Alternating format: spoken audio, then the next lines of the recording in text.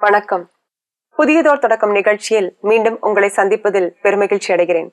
கோபத்தை வெல்லுவது எப்படி என்ற தலைப்பின் கீழ் இன்று நாம் பார்க்கவிருப்பது பிரம்மகுமாரிகளின் ராஜயோக தியானம். தியானம் என்றால் என்ன என்றால், பொதுவாக நாம் நினைத்திருப்பது கண்களை மூடி உடலை தளர்த்தி மனதை ஒருநிலைப்படுத்தி எண்ணங்களை சீராக்கி ஒரு எண்ணத்தின் மேல் முழு கவனத்தையும் செலுத்துவதே தியானம் என்று கருதுகிறோம். தியானங்களில் பல வகை உண்டு என்று கேள்விப்பட்டிருக்கிறோம். இன்று பிரம்மகுமாரிகளின் ராஜயோக தியானத்தை பற்றி நமக்கு முழுமையாக விளக்கம் சொல்ல நம்முடன் இணைந்திருக்கிறார்கள் சகோதரி பிரம்மகுமாரி சாந்தி அவர்கள். சாந்தி சகோதரி அவர்கள் தமிழகத்தில் பிறந்து கடந்த 25 ஆண்டுகளாக சிங்கப்பூரில் வசித்து வருகிறார். 18 ஆண்டுகளாக ராஜயோகம் பயின்றும் பயிற்றுவித்தும் வருகிறார். தன் குடும்பத்தாரோடு இன்னும் பல ஆன்மீக சேவைகளிலும் ஈடுபட்டுள்ளார். உங்கள் அனைவரின் சார்பில் அவரை மனமாற வரவேற்கின்றேன். வணக்கம். வணக்கம். ஓம் சாந்தி. ஓம் சாந்தி. தியானங்கள் பல வகை உண்டு. தியானம்னா என்னன்னு பொதுவா மக்களுக்குள்ள ஒரு கருத்து இருக்கு. இப்போ எந்த மருத்துவர்கிட்ட போனாலும் கூட மருந்து மெடிகேஷனை விட அதிகமா மெடிடேஷனை அவங்க சொல்றாங்க. நீங்க கொஞ்சம் தியானம் பழகிக்கோங்க, உங்க பிரச்சனையில இருந்து வழி கிடைக்கும்னு. நீங்க இன்னைக்கு என்ன புதுசா சொல்றீங்க, பிரம்மகுமாரிகளின் ராஜயோக தியானம்னு? அது என்ன விதமானது? அது ஏன் இவ்வளவு தனித்தன்மையாக ஒரு அடைமொழியோடு ஏன் அப்படி சொல்றோம் அப்படின்னு சொல்லுங்க. நிச்சயமா. பிரம்மகுமாரிகள் ராஜயோக தியானம் அப்படின்னு சொல்லும் பொழுது இது ரொம்ப ஒரு விசேஷ தன்மையுள்ள தியானம். ஏன்னா பல மாதிரி தியானங்கள் இருந்தாலும் அதற்கான நோக்கம் வேற வேறையா இருக்கும். இந்த பிரம்மகுமாரிகள் ராஜயோக தியானம் ஆக பழமையான தியான முறை. 5000 வருடங்கள் முன்னாடி சொல்லிக் கொடுக்கப்பட்ட அந்த தியான முறை இது. இதுல நம்முடைய நோக்கம் என்ன அப்படின்னா, சுயத்தினுடைய தன்மைகளை நன்றாக உணர்ந்து நம்முடைய நடைமுறை வாழ்க்கைக்கு கொண்டு வருவதுதான் இதனுடைய அடிப்படையான நோக்கம். இது ராஜயோகம் அப்படின்னு ஏன் சொல்றோம் அப்படின்னு சொன்னா, அநேக விதமான யோக முறைகள் இருந்தாலும் கூட அனைத்திற்கும் இது ராஜாவாக, அதாவது கிங்காக இருப்பதனால் ராஜயோகம் அப்படின்னு சொல்றோம். யோகங்களுக்கெல்லாம் ராஜாவாக ஆக சிறந்த யோகம். இன்னொரு விஷயம் இந்த யோகத்தை பயில்வதன் மூலம் சுயம் ஆத்மா ராஜாவாக ஆக முடியும். ராஜா அப்படின்னு சொல்லும் பொழுது என்னன்னா, ஒரு சக்திசாலியான ஆத்மா அப்படின்னு நம்ம ஆக முடியும். ஏன்னா அந்த சக்தி இன்றைக்கு இல்லாத காரணத்தினால்தான் விகார குணங்கள் ஆத்மாவை ஆட்டி படைக்குது அப்படின்னு சொல்லலாம். அப்போ இந்த மாதிரி நாம் ராஜா ஆகும் பொழுது நம்முடைய சூட்சும புலன்கள், அதாவது ஆத்மாவினுடைய மனம், புத்தி, சுபாவம், மூன்றும் சூட்சும புலன்கள், அது மூன்றும் சுத்தமாகுவதன் மூலம் நம்மளுடைய ஸ்தூல புலன்களான கண், காது, மூக்கு, வாய் மற்றும் அந்த தொடும் உணர்வு அத்தனையும் நம்மளுடைய தூய்மையடையும். அதனால நம்முடைய கண்ட்ரோல்ல இருக்கும். சோ இந்த ராஜா ஆகிறது அப்படிங்கிற பொழுது, இப்போ நாம கோபம் அப்படிங்கிற அந்த விஷயம் எடுத்துக்கிட்டோம் அப்படின்னு சொன்னா கூட, கோபம் மனதுல ஏற்பட்டுடுது. ஆனா அதை புலன்கள் மூலம் காட்டாம இருக்கிறதுக்கு நாம முயற்சி செய்யறோம். ஆனா கோபம் அப்படிங்கிற விஷயம் மனதிலேயே ஏற்படாம ஆக்கிட்டோம் அப்படின்னு சொன்னா, புலன்கள் தன்னால எதையும் கண்ட்ரோல் பண்ணணும்னு அவசியம் இல்லை. சோ அந்த ஒரு நிலையை இந்த யோகத்தின் மூலம் நாம் அடைய முடியும். சுயத்துக்கு ராஜாவாகிறது, அதாவது தன்னை சுயமாக ஆளக்கூடிய ஒரு அதிகாரம் கிடைப்பதால் சுயராஜ்ய அதிகாரமாக முடியும். ஏன்னு சொன்னா, இப்ப ஆத்மா ராஜா, மனம், புத்தி, சுபாவம் அதனுடைய மந்திரிகள், அப்புறம் நம்முடைய 5 புலன்கள் பிரஜைகள். இதுதான் நம்முடைய ராஜாங்கம். இந்த ராஜாங்கத்தை ஆத்மாவாகிய நான் சரியான முறையில செயல்படுத்துறேன் அப்படின்னு சொன்னா, நான் ராஜாவிற்கு இருக்கும் அந்த சக்திகளை, அந்த பவர்ஸ நான் அனுபவம் பண்ண முடியும். அப்ப அதை எப்படி பண்றோம் பிராக்டிக்கலா அப்படிங்கிற போது, மனம் அப்படின்னு சொல்லும் பொழுது மனதினுடைய இயற்கையான தன்மை அமைதியா இருப்பதுதான். அதே மாதிரி புத்தியினுடைய இயற்கையான தன்மை சக்திசாலியாக இருப்பது. அப்படின்னு சொன்னாக்கா ஞானம் நிறைந்து இருப்பது புத்தியினுடைய விஷயம். சுபாவம் அப்படின்னு சொன்னா அது எப்போதும் தூய்மையா இருப்பது. மனம் அமைதியாக இருப்பது, புத்தி சக்திசாலி இருப்பது, சுபாவம் தூய்மையாக இருப்பது. இந்த 3 விஷயங்களையும் நாம் மனதில் கொண்டுட்டு வரும்போது ஒவ்வொரு நேரத்திலையும் அது வந்து நமக்கு பிராக்டிக்கல் ஆயிடும். உதாரணத்திற்கு இப்போ நமக்கு தெரியும் அநேகமாக எப்பெல்லாம் நமக்கு கோபப்படக்கூடிய சூழ்நிலை அப்படின்னு நமக்கு தெரியும். ஸோ அந்த மாதிரி சூழ்நிலைகள்ல நாம முன்னாடி நம்ம யோசிக்கணும். இந்த சூழ்நிலைகள் அடிக்கடி நம்ம வாழ்க்கையில வருதே, இதை கோபப்படாம நாம எப்படி வந்து சமாளிக்க முடியும் அப்படின்னு நாம சிந்தனை பண்ணும் பொழுது நம்முடைய மனதுல அமைதி வரணும்னு ஒரு நோக்கம் இருக்கு இல்லையா? அப்போ ஆட்டோமேட்டிக்கா நம்ம மனதுல சரியான எண்ணங்கள் வரும்.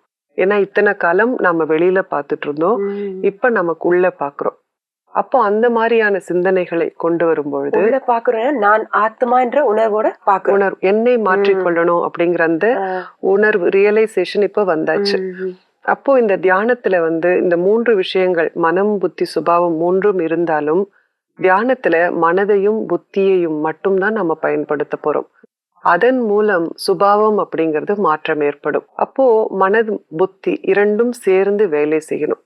அப்போ சேர்ந்து வேலை செய்யணும் அப்படின்னாக்கா மனதுல நாம் எண்ணங்களை உருவாக்குறோம். ஆனா புத்தி அந்த எண்ணங்களை ஏற்றுக்கொள்வதா தவறான்னு பார்த்துட்டு ஏற்றுக்கொள்வதா அதுக்கு புரியறதா அப்படின்னு பார்க்கணும். உதாரணத்துக்கு இப்போ நான் வந்து ஒரு ஆப்பிள் அப்படின்னு சொல்றேன், உங்களால மனக்கண்கள்ல பார்க்க முடியுது இல்லையா? ஆமா, ஆப்பிள் அந்த உருவம் அந்த சித்திரம் நமக்கு தெரியாது, வருது, இமேஜ் வந்து உங்களுக்கு தெரியுது. ரெட் ஆப்பிள் அப்படின்னா அந்த நிறத்தோட அதுல பிம்பம் தெரியுது. கிரீன் ஆப்பிள் அதே மாதிரி அந்த நிறத்தோட பார்க்க முடியுது இல்லைங்களா? அதே மாதிரி ஒரு ரோஸ், பிங்க் ரோஸ் பார்க்க முடியுது. ஆரஞ்சு ஆப்பிள் பார்க்க முடியுதா உங்களால? ஆரஞ்சு ஆப்பிள் இது வரைக்கும் நான் பார்த்தது இல்லைங்கும் போது கொஞ்சம் யோசிச்சு நான் கற்பனையில தான் பார்க்க முடியும், யோசிக்கிறோம் இல்லைங்களா? அப்ப கிரீன் ஆப்பிள் ப்ராப்ளம் இல்ல, ரெட் ஆப்பிள் ப்ராப்ளம் இல்ல. அப்போ நாம இது தானே நமக்கு குழந்தையில இருந்து காட்டி வளர்த்திருக்கிறாங்க. அப்போ புத்தி புரிஞ்சு கொள்ளுது, அதனால நம்மால அந்த இமேஜை வந்து பார்க்க முடியுது. ஆரஞ்சு ஆப்பிள் அப்படின்னு சொல்லும் பொழுது புத்தி வந்து தடுமாறுது. ஏன்னு சொன்னா ஆரஞ்சு வெளியில ஆரஞ்சு மாதிரி ஸ்கின்னா இல்ல உள்ள ஆப்பிள் மாதிரியா, இல்ல நமக்கு அது பார்த்தது இல்லை நம்ம இதுவரையும், அதனால புத்திக்கு புரியாததால ஒரு இமேஜ் வந்து வரல. அதே மாதிரி எந்த விஷயங்களை நாம் இப்போ புத்தியினால புரிந்து கொண்டிருக்கின்றோமோ அந்த விஷயங்கள் மட்டும்தான் நம்மால் ஏற்றுக்கொள்ள முடியும்.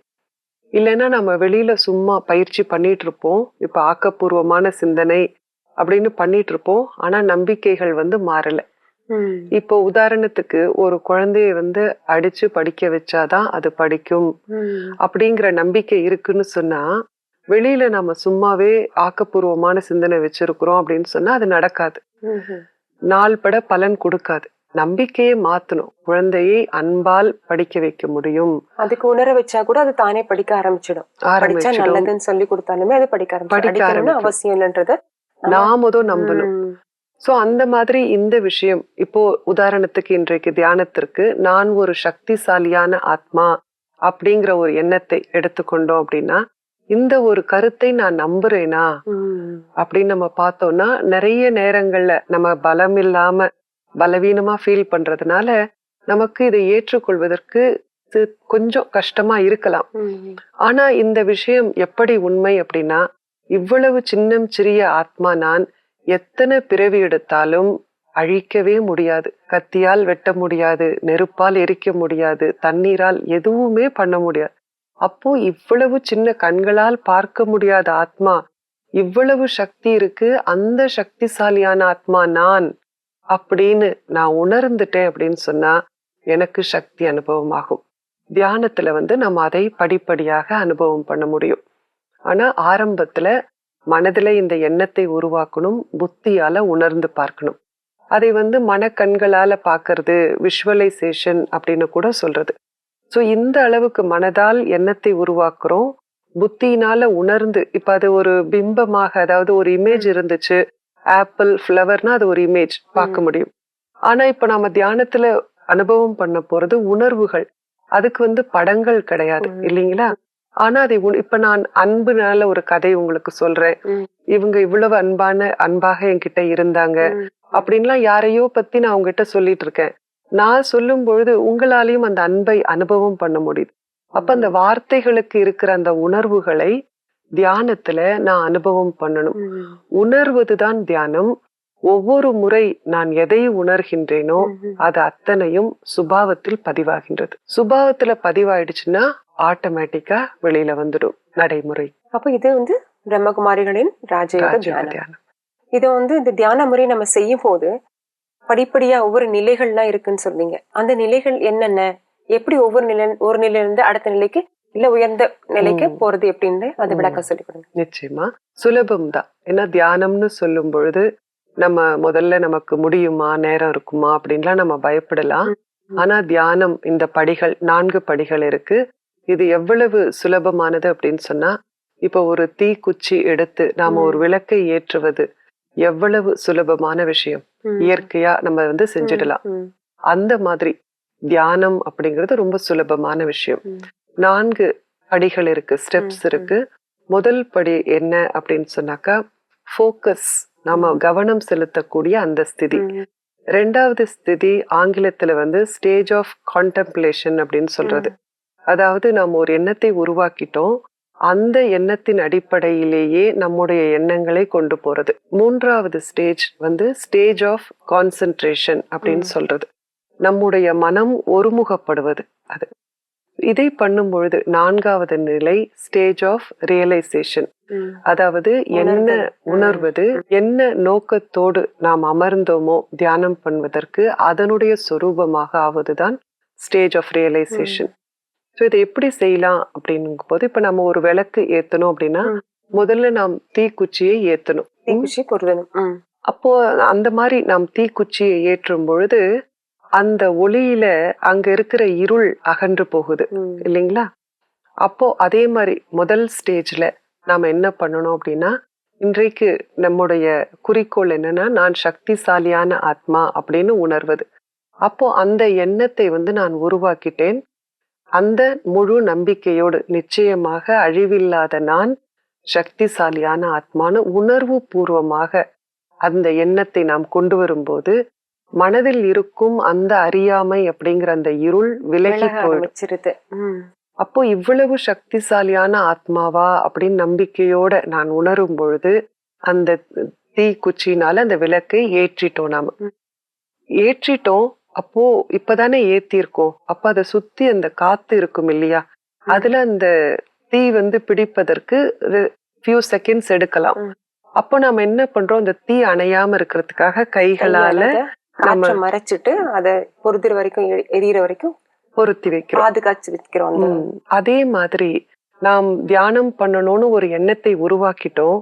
ஆனா மனம் இப்போ பலவீனமா இருக்கிறதுனால மனதுல வேற சிந்தனைகள் வரலாம். அதாவது நமக்கு இப்ப இருக்கக்கூடிய சூழ்நிலைகள், இல்ல நான் என்ன செய்யணும், அந்த மாதிரியான வீணான எண்ணங்கள். இந்த நேரத்திற்கு அது தேவையில்லை.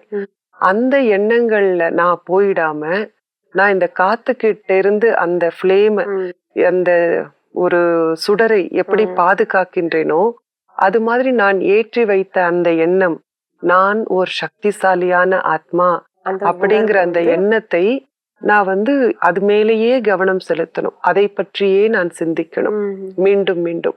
அதுதான் ஸ்டேஜ் ஆஃப் கான்டெம்ப்ளேஷன். ஸோ 3வது ஸ்திதி என்னன்னா கான்சென்ட்ரேஷன், அதாவது மன ஒருமுகப்படணும். அப்போ அந்த சுடரை வந்து நம் கைகளால இப்படி தாங்கிட்டே இருக்கும் பொழுது அந்த ஃப்ளேம் வந்து ஆடாம காத்துல இருக்கிறதுனால ஸ்ட்ராங் ஆயிடும். அதே மாதிரி நானும் மனதுல இந்த ஒரு எண்ணத்திலேயே அந்த உணர்வுலயே இருக்கும் பொழுது என்னோடு நான் தொடர்புல வரேன். I am connecting with my own self. அப்போ நான் வந்து நன்றாக உணர ஆரம்பிக்கின்றேன். ஒரு ஃபீலிங் வருது, எஸ் நான் வந்து ஒரு சக்திசாலியான ஆத்மா. அந்த உணர்வுல பரம்பிதா பரமாத்மாவை சர்வ சக்திவான் அப்படின்னு நான் நினைக்கும் பொழுது அவர் கூடயும் என்னால ஒரு இணைப்புல கனெக்ஷன்ல இணைப்பை ஏற்படுத்த முடியறது. இதுதான் ஸ்டேஜ் ஆஃப் கான்சென்ட்ரேஷன். இந்த இணைப்பு வந்தோடனேயே அன்போடு அவரை நாம் நினைவு செய்யும் பொழுது அவர்கிட்ட இருக்கிற அத்தனை சக்தியும் ஆத்மாவாகிய என்கிட்ட வர ஆரம்பிக்குது. இது வந்து ஸ்டேஜ் ஆஃப் ரியலைசேஷன் அப்படின்னு சொல்றது. நான் எந்த ஒரு நோக்கத்திற்காக உட்கார்ந்தேனோ தியானத்துல அதனுடைய சுரூபமாக ஆயிட்டு இருக்கிறேன் அப்படிங்கிறப்போ இப்ப அந்த ஃப்ளேம் வந்து நல்லா ஸ்ட்ராங் ஆயிடுச்சு. இப்ப காத்துக்கிட்ட இருந்து அதுக்கு எந்த ஒரு தொந்தரவும் கிடையாது. அதே மாதிரி நான் இந்த அனுபவத்தின் ரூபத்துல போனோன்னே எனக்கு எந்த எண்ணங்களினுடைய தொந்தரவும் கிடையாது. நான் சக்திசாலியான ஆத்மா அப்படிங்கிற அந்த உணர்வுல சக்தி நிரம்புவதை அனுபவம் செய்வது. இதுதான் 4 படிகள் அப்படின்னு சொல்லலாம். சோ இந்த மாதிரி நாம தியானம் பண்ணும் பொழுது நமக்கிட்ட இல்லாத அந்த சக்தி நமக்கு கிடைக்குது. ஏன்னா இந்த சக்தி நாம் பெறுவதற்கு கடவுளை தவிர வேறு ஆதாரம் எதுவுமே கிடையாது. இது மனிதர்கள் நமக்கு கொடுக்க முடியாது. எப்படி தினந்தோறும் நாம வேலைகளை செய்யணும்னா உடலுக்கு ஆதாரமான அந்த சாப்பாடு கிடைச்சாதான் சக்தி கிடைக்குது வேலை செய்ய.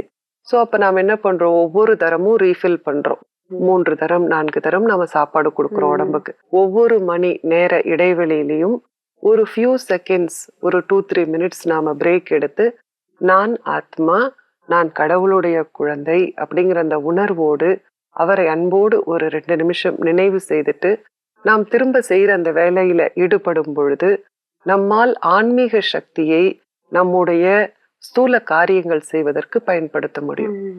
இந்த மாதிரி பண்ணும் பொழுது அந்த கர்மம் புண்ணிய கர்மமாக ஆகின்றது. சாதாரண வேலையில புண்ணிய கர்மா. அப்ப நம்மோட தொடர்புல வர அனைவர்கிட்டையும் ஆன்மீக சக்தியை நாம் பயன்படுத்தி கொள்றோம். இதுதான் கர்மயோகம் சொல்றோமா? சொல்லலாம், நிச்சயமாக. ஏன்னா கர்மத்தை செய்யும் பொழுது நாம் யோகத்தில் இருக்கிறோம். யோகம் என்பது நாம் நம்மை இறைவனோடு இணைத்துக் கொள்வது. உடல் அல்ல, ஆத்மா என்ற நினைவோடு நாம் எப்பொழுதுதான் இறைவனோடு இணைக்கிறோமோ அதையெல்லாம் நாம் யோகம் என்று சொல்லலாம். ராஜயோகம் என்று சொல்கிறோம். ராஜயோகம். இந்த கண்களை திறந்து வைத்துக் கொண்டுதான் ராஜயோகம் பயிற்சி செய்ய வேண்டும் அப்படின்னு சொல்றாங்க பிரம்மகுமாரிகள்ல. அதை பத்தி நீங்க என்ன சொல்றீங்க? அதை கொஞ்சம் விளக்கமா சொல்லுங்க. இதுவும் கூட பிரம்மகுமாரிகள் ராஜயோகத்தினுடைய ஒரு ஸ்பெஷல் விசேஷத்தன்மை அப்படின்னு சொல்லலாம். கண்கள் திறந்து வைத்து தியானம் பண்ணுவது அப்படின்னு பார்க்கும்பொழுது கண்கள் எப்போதும் திறந்திருப்பதுதான் நம்முடைய இயல்பு இல்லைங்களா? கண்ணு நமக்கு எப்ப பார்க்க வேண்டாமோ அப்பதான் நம்ம கண்ணை மூடிக்கிறோம். தூங்குற பொழுதுதான் நான் கண்ணை மூடுறோம். அதுதான் இயல்பு. இப்போ தியானத்துல நம்முடைய குறிக்கோள் என்னன்னா அமைதி, அன்பு, சந்தோஷம் போன்ற ஆக்கப்பூர்வமான உணர்வுகளை உணர்ந்து பார்ப்பதுதான். சோ இந்த உணர்வுகள் நாம தூங்கும் போது நமக்கு தேவையா, அல்லது நாம் மனிதர்களோடு தொடர்புல வரும்பொழுது நமக்கு தேவையா அப்படின்னு பார்த்தோம்னா நம்ம கனெக்ஷன்ல வரும்பொழுதுதான் அது வேண்டி இருக்கு இல்லைங்களா? தூங்கும் பொழுது நமக்கு இதெல்லாம் வேண்டாம். அப்போ நான் கண்களை திறந்து வைத்து இந்த உணர்வுகளை அனுபவம் செய்து பயிற்சி செய்தால் தானே நான் மத்தவங்களோட தொடர்புல வரும் பொழுது பார்த்துதானே பேசுறோம். அப்ப நான் கண்கள் திறந்திருக்கும் பொழுதும் அந்த உணர்வுல இருந்து தொடர்புல வர முடியும். அப்போ நான் தியானம் பண்றதுக்கு உட்கார்ந்துருக்கேன், கண்ணை திறந்துட்டு தியானம் பண்றேன் அப்படிங்கும் போது இப்போ சுற்றியுள்ள விஷயங்கள் எனக்கெல்லாம் தெரியுமே. அப்ப எண்ணங்கள், அது சம்பந்தமான எண்ணங்கள் எனக்குள்ள உருவாகுமே. அப்ப நான் எப்படி ஒரு எண்ணத்தை உருவாக்கி அதுல நான் என்னோட மனதை அதுல ஒருமுகப்படுத்தணும் அப்படிங்கும்போது அது கஷ்டமா இருக்காதா? கஷ்டமா இருக்கும். பிராக்டிக்கலான கேள்வி. இப்ப நம்ம எங்க உட்கார்ந்து தியானம் பண்ண போறோம் அப்படிங்கிற போது அந்த இடத்த நல்லா பாத்துக்கலாம். என்ன இருக்கு அந்த இடத்துல அவ்வளவு இன்ட்ரெஸ்டிங்கா, எல்லாத்தையும் பாத்துடலாம் ஒரு வாட்டி. பாத்துட்டோம் அப்படின்னு சொன்னா நமக்கு எங்க என்ன இருக்குன்னு தெரிஞ்சிரும். அப்போ நான் இப்ப உட்கார்ந்து இருக்கிறது தியானம் பண்றதுக்கு, என்னுடைய நோக்கம் தியானம் பண்றதுக்கு தானே. அப்போ நான் ஏன் வேற விஷயத்தை பார்க்கணும்? மனசை அமைதியப்படுத்துறோம் அப்படின்னு சொல்றோம். அமைதியாக்கிட்டு எண்ணத்தை நம்ம என்ன நம்ம உருவாக்கி இருக்கோமோ அந்த எண்ணத்து மேல நம்ம கவனம் செலுத்துறோம். அப்போ கண்ணை மூடிட்டு உட்கார்ந்துருக்கோமோ இல்ல கண்ணை திறந்துட்டு உட்கார்ந்துருக்கோமோ மனசை அமைதிப்படுத்தணும், வேற எதையும் நினைக்க கூடாதுன்னு சொல்லும் போது 2 தெரு 3 தெரு தள்ளி நாய் குலைத்தால் கூட அந்த சத்தம் இங்க வரைக்கும், நாய் குறைக்கிற சத்தம் இங்க வரைக்கும் கேக்குது எனக்கு. அப்போ நுண்ணிய சத்தங்கள் கூட அந்த சமயத்துல ரொம்ப பெரிய விஷயமா எனக்கு தெரியுது. அந்த மாதிரி சந்தர்ப்பத்துல நான் கண்ணை திறந்து வச்சுக்கிட்டு பார்க்கவும் செய்யறேன், கேட்கவும் செய்யறேன். அந்த சமயத்துல எப்படி நான் மனசை ஒருமுகப்படுத்துறது, அதையும் கொஞ்சம் விளக்கமா சொல்லுங்க. அதுதான் பிரம்மா குமாரிகள் ராஜயோகத்துல பாசிபிள். அதுதான் எப்படி ஏன்னு சொன்னா, இப்போ பிராக்டிக்கல்ல நம்ம இருக்கிற இந்த உலகம் ஒரு சப்தமான உலகம். இப்போ சப்தம் இல்லாம இருந்தா தான் என்னால பயிற்சி செய்ய முடியும் அப்படின்னு சொன்னா நம்ம இந்த உலகத்துல இருந்து இதை செய்யவே முடியாது. ஏன்னா இந்த வெளியில இருந்து நமக்கு கேட்கக்கூடிய சப்தங்கள், நம்ம பார்க்கக்கூடிய விஷயம், இதெல்லாம் வெளியில இருக்கு. ஆனா நாம தியானத்துல நம்முடைய கவனம் உள்ள இருக்கு. சோ என்னுடைய உள்ள இருக்கிற அந்த எண்ணங்களின் மீதுதான் என்னுடைய கவனம் இருக்கு. வெளியில இருக்கிறதை என்னால் ஒன்னும் பண்ண முடியாது, அது வெளியில இருக்கும். ஆனா நான் உள்ள போயிட்டேன்னாக்கா வெளியில இருப்பது எனக்கு தெரியும், ஆனால் அது என்னை பாதிப்பதில்லை. ஏன்னா நான் உள்ள இருக்கிறேன். நான் எனக்குள்ள போனேன்னா அங்க அமைதி இருக்கு, நான் போறது கிடையாது. தியானம் நம்மை உள்ள போக வைக்குது. அப்போ நான் உள்ள போகும் பொழுது என்னால் அமைதியாக இருக்க முடியும். இப்ப பிரம்மா குமாரிகள் ராஜயோக தியானத்துல நாம பார்க்கும் பொழுது மனதில நாம எண்ணங்களின் மீது கவனம் வைக்கும் பொழுது மனம் கண்ட்ரோல்ல இதையெல்லாம் டிஸ்டர்ப் ஆகாம, சப்தம் வருது நான் டிஸ்டர்ப் ஆகல, ஏன் வருது எதுக்கு வருது ஏன் சத்தம் பண்றாங்க நான் ஒன்னும் கேட்கல, உள்ளுக்குள்ள இருக்கிற சப்தத்தை பார்க்கறதுல நான் கவனம் வச்சிருக்கேன். அப்படிங்கிறபோது மனதுல அந்த அளவு வரும் பொழுது இயற்கையாக சத்தம் கேட்கும், காது திறந்திருக்கு. ஆனா அது ஒரு பெரிய விஷயம் இல்லை. அது என்ன நடக்கணுமோ வெளியில நடக்குது, நான் சுயம் உள்ள பாக்குறேன் அப்படின்னு நமக்குள்ள போக முடியும். இந்த மாதிரி நமக்குள்ள போக போக பயிற்சி பண்ணும் பொழுது எந்த மாதிரியான சூழ்நிலையிலையும் நம்மால் செய்ய முடியும். இப்ப உதாரணத்துக்கு பாருங்க, நம்ம கண் மூடியே வீட்டுல பழகுறோம் தியானம். தியானத்துல கண் மூடி நமக்குள்ள போய் பகவான நினைக்கிறோம். இப்படியே நான் பழகிட்டு இருக்கேன். நாளைக்கு நான் ட்ரெயின்ல போறேன், அங்க ஒரு எமர்ஜென்சி, நான் வெளியில போகணும், என்ன பண்ணணும் எனக்கு ஒன்னும் தெரியல. அப்போ பகவானே அப்படின்னு தானே நினைக்கிறோம். அப்ப நான் கொஞ்சம் இடம் விடுங்க, நான் உட்காந்து கண்ணு மூடி தியானம் பண்ணணும், அப்பதான் நான் கனெக்ட் பண்ண முடியும் அப்படின்னு சொன்னா பிராக்டிக்கல் இல்லைங்களா? அதனால நான் பழகும் பொழுதே நான் என் கண்களை வெல்கின்றேன், என் காதுகளை வெல்கின்றேன். அப்படிங்கிற போது உட்காந்து நாம பழகிறது அத்தனையும் பிராக்டிஸ். இன்னைக்கு காலையில இப்படி உட்காந்து பழகிட்டோம், வெளியில சப்தம் வந்துச்சு ஆனா நான் டிஸ்டர்ப் ஆகல. அப்போ நான் ஆபீஸ்க்கு போயிட்டேன், அங்க இன்னும் 2 கலீக்ஸ் அவங்களுக்குள்ள ஏதோ ஒரு விவாதம், நான் பக்கத்துலதான் இருக்கிறேன், அத்தனையும் நடக்குது கேக்குறேன். ஆனா நான் யாரை பற்றியும் எந்த விதமான கருத்தையும் என் மனதுல நான் உண்டாக்கல. அது அவங்க 2 பேருக்கும் உள்ள ஒரு விஷயம், அது நடந்துட்டு இருக்கு. நான் ஒரு பார்வையாளர் அப்படின்னு சாட்சியா இருக்கிறேன்னா, அப்போ தியானம் நமக்கு பிராக்டிக்கலா அந்த ஒரு விஷயம் கொடுக்கு. இன்னொரு விஷயம், கண்களை ஏன் திறந்திருக்கிறோம் அப்படின்னு சொன்னா, நான் கண்களை திறந்து என்ன பண்றேன்னா என்னுடைய தந்தையை அன்போடு நினைக்கிறேன். என்னுடைய தந்தையை நினைக்கணும்னா நான் கண்ணதான் முடிக்கணும் அப்படின்னு அவசியம் இல்லை. அது ஒரு விஷயம். இன்னொரு விஷயம், கண்கள் தான் இந்த 5 புலன்கள்ல ரொம்பவும் சக்திசாலியான ஒரு புலன். அப்போ இந்த கண்கள் எப்படி அப்படின்னா, நாம என்ன உணர்கின்றோமோ அது கண்கள் வெளிப்படுத்தும். இப்போ கண்ணை மட்டும் இப்படி பார்த்து கூட ஒருத்தர் அமைதியா இருக்காங்களா இல்ல அவங்களுக்குள்ள என்ன உணர்வுகள் இருக்குன்னு சொல்லிட முடியும். அப்போ நான் தியானத்துல அன்பு, அமைதி அப்படிங்கிற அவ்வளவு அழகான குணங்களை அனுபவம் பண்ணும்பொழுது கண்களை மூடி இருந்தேன்னா அந்த சக்தி வெளியில போவது தடுக்கப்பட்டு விடும். அதனாலதான் பார்த்தோம்னா கோயில் எல்லாம் பாருங்க, தெய்வங்களுக்கு கண் திறந்துதான் இருக்கு. கண் திறப்பு அப்படின்னு அது ஒரு பெரிய வைபவம் இல்லைங்களா? அப்போ இந்த கண்களுக்கு அத்தனை மகிமை இருக்கு. அதனால கண்களை திறந்து நான் பழகிட்டேன் அப்படின்னா இதன் மூலமும் நான் அமைதி சக்தியை அனுப்ப முடியும். ரொம்ப அற்புதமா விளக்கம் கொடுத்தீங்க சிஸ்டர். ராஜயோகம்னா என்ன, பிரம்மகுமாரிகள் ராஜயோகத்துல என்ன விசேஷத்தன்மை, அதை நல்லா புரிய வச்சீங்க. தனக்குள்ள போய் உள்ள இருக்கிற அமைதி தெரிஞ்சுக்கணும். அமைதி உருவாக்குறது இல்ல, அமைதி உள்ள இருக்கிறத போய் நம்ம கண்டுபிடிக்கிறோம். கண்களை திறந்திருக்கும் போது வெளியில இருக்கிறத பார்த்தாலும் கூட நான் எனக்குள்ளதான் நான் பார்த்துட்டு இருக்கேன் அப்படின்றது புரியும். ரொம்ப நன்றி. இன்னொரு நிகழ்ச்சியில் சந்திக்கிறோம். வணக்கம். வணக்கம். ஓம் சாந்தி. ஓம் சாந்தி. நேயர்களே, பிரம்மகுமாரிகளின் ராஜயோக தியானம் என்றால் என்ன என்ற அடிப்படையான விளக்கம் தெரிந்ததோடு சுயம் அதை ராஜாவாகி ஆள்வது எப்படி என்பதை பயிற்சி செய்வதுதான் ராஜயோகம் என்பதையும் புரிந்து கொண்டோம். அது தவிர நாம் நம் தகப்பனை, நான் என்னுடைய தகப்பனை பார்ப்பதற்கு கண்களை மூடிக்கொண்டு பார்க்க வேண்டும் என்ற அவசியமில்லை. நாம் நம் தகப்பனான இறைவனோடு இணைவதற்கு கண்களை மூடிக்கொண்டு இணைய வேண்டும் என்ற அவசியமில்லை என்பதையும் புரிந்து கொண்டோம்.